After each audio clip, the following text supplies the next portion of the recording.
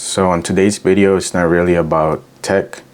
It's more of a shout out to all content creators, because making YouTube content is very hard. It takes a lot of work. Initially, I didn't think it was as hard and didn't take that much work, but learning the hard way that it does take a lot of work, time, money, everything. So I also wanted to show from a beginner's perspective what it takes to create videos and post them online, and also on what direction our channel is headed as far as creating content. I'm super pumped still, so I'm definitely going to keep going, and yeah, let's talk about that.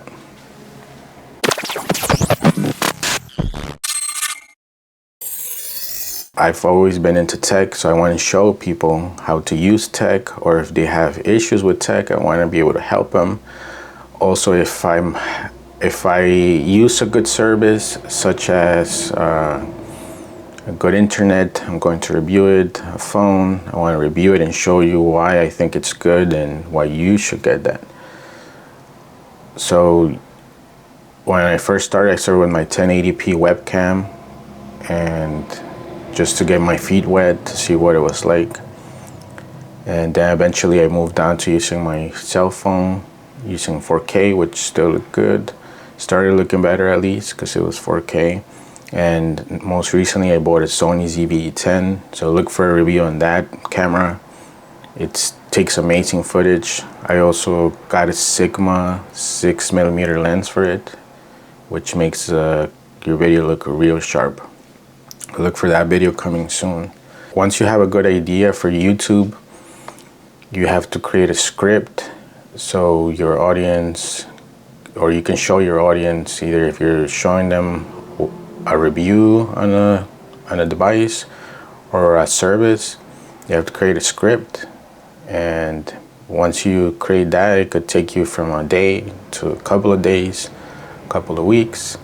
For example, I got COVID a few weeks back, and I was in the middle of creating content, and it slowed me down for like 3 to 4 weeks. So there was a time period of 3 or 4 weeks where I created no content at all, because I just didn't feel myself. I had brain fog.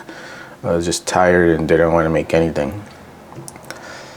And once you have your script, you have to actually record everything. But in order for you to record everything, you need the equipment, you need good lighting, you need a decent camera, and you have to set up everything, which also takes hours. Sometimes by the time I'm ready, I'm like sweating and uncomfortable, and that's when you gotta press record.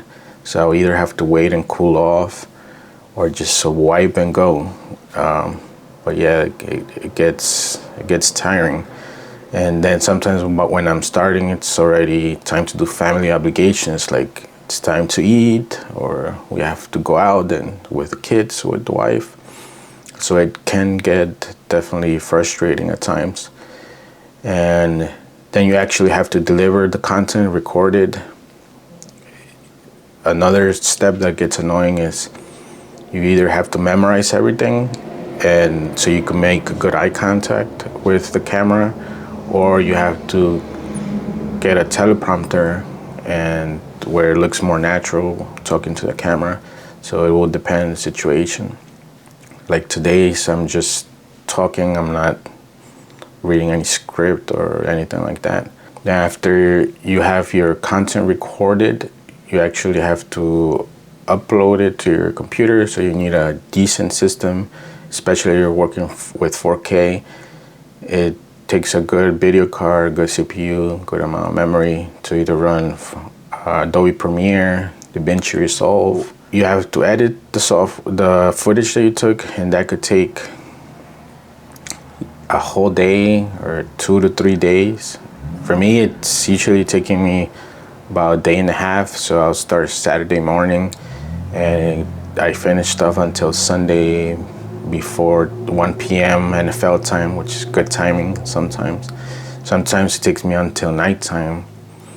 And if you're missing stuff from your footage, you have to go back and re-record either pieces of it, or sometimes I've had to re-record everything because it's either the lighting was bad, the audio was bad, something was bad. But it does get easier as you go. You get better at setting up, you get better at recording. You already have the equipment after you make the investments. It does get easier, and you're able to produce quality content better. So yeah, if you're beginning, just keep going, and it should level out for you. So for as far as Ultratec, usually review stuff that I use or already own. So usually most of my reviews are positive, at least for now, because of that. For example, I use Altice fiber internet, and it used to suck, but now it's good because they switched to fiber. So fiber is good. It's a good network. They use good gateways. So you could check my review on that. For example, a Pixel 6 is another device that I've personally decided to buy. So there's a review on that. I'm going to be doing reviews on the Sony ZV-E10, which is the camera I'm using now to record. I'll also be doing more reviews on my lighting possibly, but my main focus is going to continue to be reviewing content that helps the consumer know whether a product is good or not, whether it's hardware, software, or a service. So stay tuned for more of those, and thanks for listening.